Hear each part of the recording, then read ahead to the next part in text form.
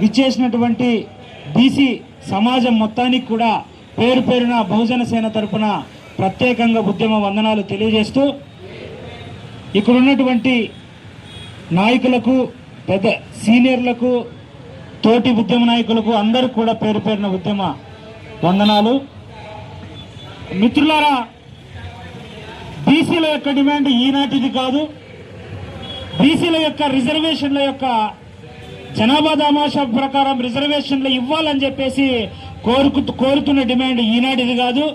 బీసీల యొక్క జనాభాను లెక్కించి మన యొక్క గణనను సమగ్రంగా లెక్కించి ఆ సంఖ్యను బయట పెట్టాలని చెప్పేసిన డిమాండ్ ఈ రోజు కాదు. ఈ దేశంలో ఎంత దీనస్థితికి బీసీ సమాజాన్ని నెట్టేశారో నిజంగానే చాలా విచారకరం. మనము వెనకబడిన తరగతుల వాళ్ళం కాదు, వెనకకు నెట్టబడిన వాళ్ళమనే విషయాన్ని ఈ సమాజం మనకు గుర్తించాల్సిన అవసరం ఉంది. 1937లో స్వతంత్రానికి పూర్వం బ్రిటిష్ వాళ్ళు వేసినటువంటి లెక్కల ఆధారంగానే ఈ రోజు కూడా బీసీలకు రిజర్వేషన్లు అమలవుతున్న విషయాన్ని ఈ సమాజం గుర్తించాలి, ఈ పాలకులు గుర్తించాలి. ఏదేమైనా ఆంధ్రప్రదేశ్లో ఎన్నో ఉద్యమాల తర్వాత 3 కమిషన్ల రిపోర్ట్ల తర్వాత కూడా ఎక్కడ కూడా బీసీలకు సముచిత స్థానం దక్కలేదనే విషయాన్ని మనం సమాజం గుర్తించాలి.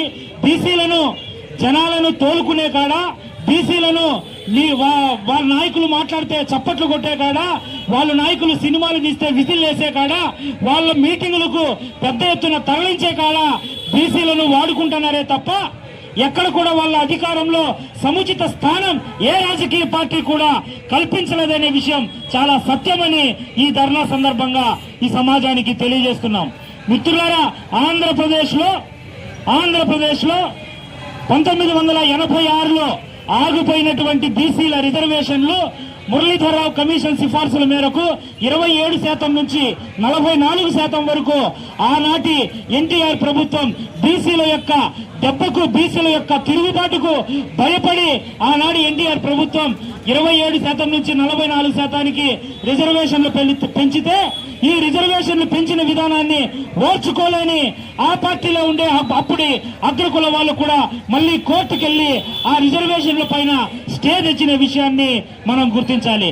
1986లో ఆగిపోయినటువంటి బీసీల రిజర్వేషన్లు ఈ రోజు వరకు కూడా ఎవరు కూడా బీసీల పైన ప్రేమ ఉన్నా, చిత్తశుద్ధి ఉన్నా ఎవరైనా సరే కోర్టుకెళ్లి మళ్ళీ కూడా తెచ్చే పరిస్థితి ఉండేది. కానీ ఏ రాజకీయ పార్టీ నాయకుడు కూడా బీసీల వైపు, బీసీల చట్టాల వైపు, బీసీల రక్షణ వైపు కూడా ఎవరు కూడా కన్నెత్తి చూడలేదనే విషయం చాలా సుస్పష్టం.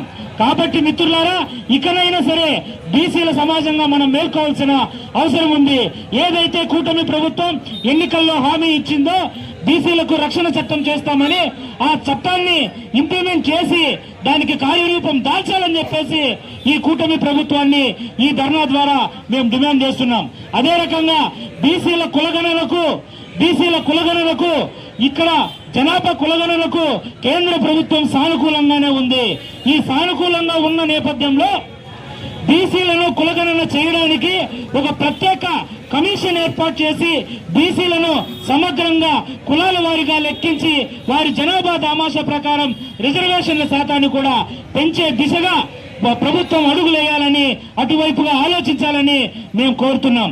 అదే రకంగా ఈ బీసీ జనాభా లెక్కించిన తరువాతనే స్థానిక సంస్థల ఎన్నికలు నిర్వహించాలని, బీసీల జనాభా లెక్క తేలితే రిజర్వేషన్ల శాతం కూడా మన వాళ్ళు పంచాయతీ సర్పంచులుగా, ఎంపీటీసీలుగా, జడ్పీటీసీలుగా మరియు ఎమ్మెల్యేలుగా కూడా పెరగడానికి అవకాశం ఉంది. కాబట్టి అదే రకంగా బీసీ యొక్క సమగ్ర కులగణనను చేపట్టిన తరువాతనే ఎన్నికలకు వెళ్లాలని చెప్పేసి సవినయంగా ఈ వేదిక ద్వారా మేము ప్రభుత్వానికి విజ్ఞప్తి చేస్తూ, జరగబోయే ఈ రాష్ట్ర వ్యాప్తంగా ఆయా సామాజిక వర్గాల, బీసీ సామాజిక వర్గాల ఆధ్వర్యంలో రాష్ట్ర వ్యాప్తంగా 29వ తేదీన మనమంతా కూడా కలెక్టరేట్ల ముందర, ఆ జిల్లాల కలెక్టరేట్ల ముందర పెద్ద ఎత్తున బీసీ నిరసన కార్యక్రమాలు చేపట్టాలని చెప్పేసి సవినయంగా మేము విజ్ఞప్తి చేస్తున్నాం.